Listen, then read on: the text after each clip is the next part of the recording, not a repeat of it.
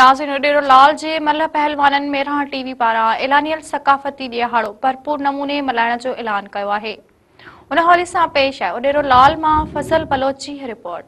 मेरहां TV पारां सकाफ़ती ॾियाड़ो पढ़ो लिखो उनर सिखो नशो छॾियो सिंध संवारे जे स्लोगन के मल पहलवाननि आजियां कंदे भरपूर नमूने मल्हाइण जो ऐलान कयो आहे। इन हवाले सां डेरो लाल लॻ नौबत मरी में थींदड़ मल मुक़ाबले दौरान मेरहां टीवी सां ॻाल्हाईंदे पहलवाननि चयो त मेरहां टीवी जो तमामु शुक्रगुज़ार आहियूं जो पंहिंजो ही कीमती जो टाइम सिंध जे कल्चर जे हिसाब सां आयो आहे। हिन मैदान हिते समारोह अहिड़ा जेके पहलवान खे ॾिसण लाइ ईंदा आहिनि, लेकिन असां पंहिंजो महिनत पंहिंजे हथनि सां कंदा आहियूं ऐं गवर्नमेंट असां लाइ कुझु बि न पियो करे आहे। तइलीम आहे ना घटि जे हुजे उस हिसाब सां असांजे जेके बजट आहिनि गवर्नमेंट जो बजट किरोड़ूं रुपया अचनि, पर असां में तइलीम कोन्हे। वॾा बाला ऑफिसर खायो वई आहिनि ऐं ख़ुदा असीं चऊं था त मल पहलवान खे आवाम खे तइलीम हर घर में हुजे, जीअं असां में शऊर हुजे, जीअं असीं पंहिंजा हक़ वठी सघूं। त हुनर सर उहो लाज़मी आहे, मस्त शइ आहे। हुनर बादशाह आहे ऐं तइलीम इंसान जो हिकिड़ो ज़ेवर आहे, हू इंसान अंधो आहे। असीं चऊं था हींअर जेको आइस जो नशो निकितो आहे, असांजा घणा ई पहलवान सिंध जा पहलवान तमामु ख़राब थी विया आहिनि।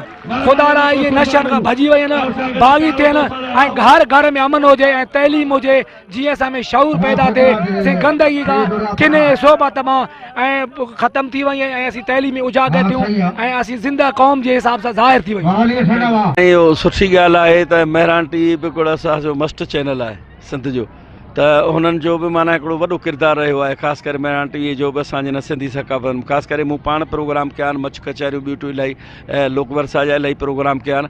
हुनजो जेको इहो ॼाणा त इहो त हर हिकिड़े जे इंसान जे हिंदू हुजे मुस्लमान हुजे या भले खणी असांजो कहिड़ो बि तबिको हुजे, कहिड़ो बि फ़िरक़ो हुजे, हीउ हिकिड़ो नशो आहे, जुआ आहे या नौजवान जो नसुल जेको ग़लति राह ॾे पियो वञे, उन लाइ हिकिड़ी त माना सुठो इहो सम्झो त हिकिड़ो माना मुआफ़िज़ी आहे उन्हनि लाइ।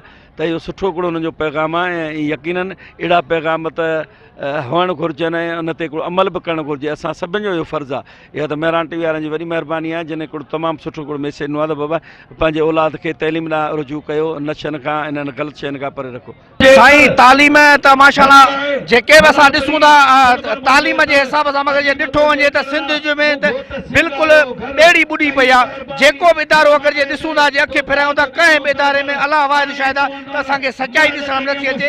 हर इदारे में ॿेड़ी ॿुॾी पई आहे। असां कहिड़ा ॾुख करे के कहिड़ा हीअ असांजी सकाफ़त रहंदा, हिन जी बि ॿेड़ी ॿुॾी पई आहे। गवर्नमेंट जो कंहिं बि इदारे में तवजो कोन्हे हिन जी आहे। हुनर जो हुजणु ज़रूरी आहे, छो जो हीअ असां मल पहलवान जेके हीअ अॼु पंहिंजे हुनर जो खटियो खाऊं था। बाक़ी गवर्नमेंट में त अलाह साईं बहितर करे, बाक़ी असांखे कंहिं क़िस्म जी उमेद कोन था ॾिसूं। पर अगरि वॾे अफ़सोस सां चवणो थो पए, अगरि जे हुकूमत फील मस्त आहे, हुकूमत चाहे त हुकूमत खां सवाइ पन बि नथो चुरी सघे। ही जेके बि नशा नौजवान तबिका तबाह थियनि पिया, इन में गवर्नमेंट ख़ुदि मिलो लॻी पिया।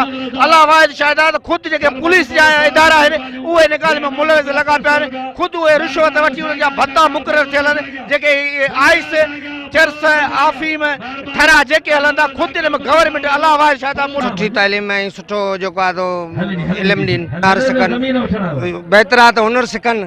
छो जो पहलवानी जी उहा ॻाल्हि अञा हिन महिल ताईं न रही आहे उहा हिसाब किताब। कैमरामैन ख़ालिद कासकरी सां गॾु फज़ल बलोच, मेरहां टीवी, डेरो लाल।